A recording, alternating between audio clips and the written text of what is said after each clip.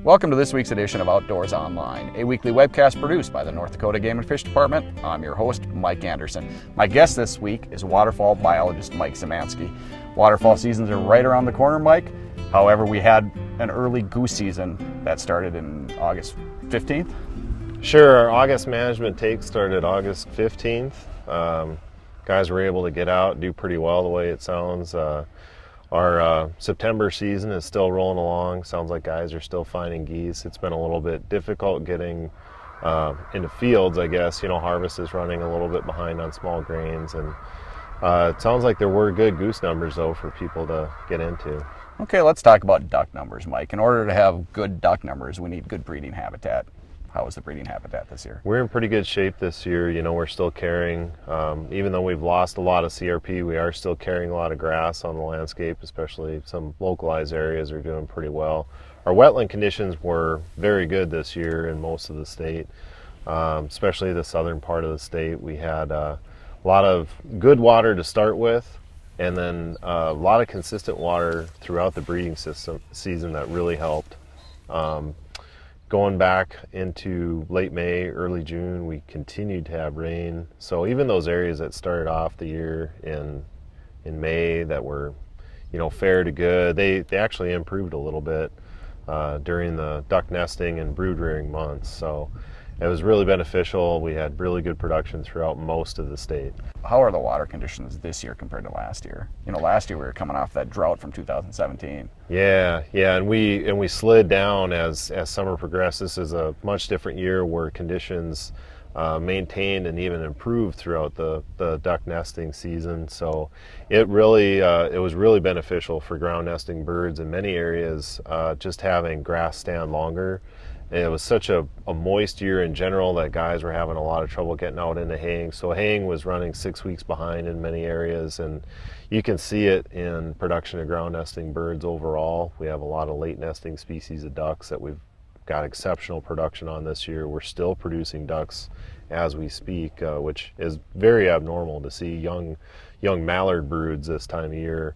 It's not something that happens too often. So it's a lot of things coming together that are very good. It's having good wetland and grass habitat to start, but then also the extremely wet conditions in some of these areas that have allowed these birds to keep trying with nesting attempts that they normally wouldn't have had opportunities to do in a typical year. Okay, let's move into how our numbers going to be for the season here. It should be pretty good. You know, it's always better when we have good local production. It's a little bit more of a sure thing for us.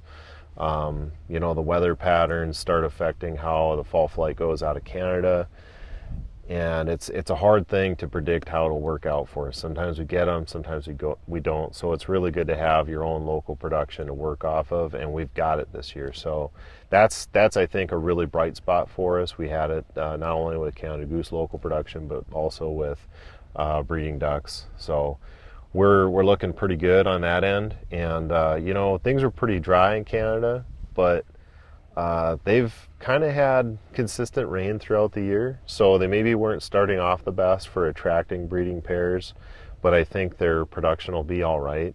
It's not something we're gonna, you know, really lean on hard to make or break our hunting season, but I think it'll be all right, and hunters will see some birds coming down too. Okay, let's talk about waterfowl regulations. Any changes this year?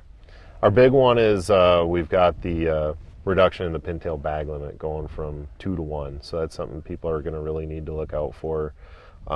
There was pretty decent pintail production in some areas, so folks are going to encounter a fair number of those birds that are, you know, they're going to be a flat brown, a little bit tough to identify, but yeah, the limit on those is 1 per day this year. Mike, any other regulation changes this year? Yeah, we've also got a new opportunity that came into play this year. It was something that was formally not allowed by the federal government. It is part of the federal frameworks now, where we can go in and allow 2 extra days for veterans and active military to participate in a special hunt opportunity for them. And what we did was we lined that up a week ahead of our season to line up with youth waterfowl days. So it'll be the 14th and 15th. All of the same regular season waterfowl regulations apply to that. which means that just like with the youth season that we've always had, the bonus blue and teal don't apply to this opportunity, but we're hoping that folks will take advantage of that. We'll be trying to send out some surveys to get a handle on what participation was like for that. So if people are doing that hunt, they should expect to get something in the mail asking if they went or not. Okay, overall waterfowl hunting should be good this year. Yeah, outlook looks pretty good for us. Thanks, Mike. Thank you, Mike. For more information on all waterfowl regulations in North Dakota, visit the Game and Fish Department's website at gf.nd.gov. For waterfowl biologist Mike Szymanski and the rest of the staff here at the Game and Fish Department, thanks for joining us for this week's Outdoors Online. We'll see you again next week.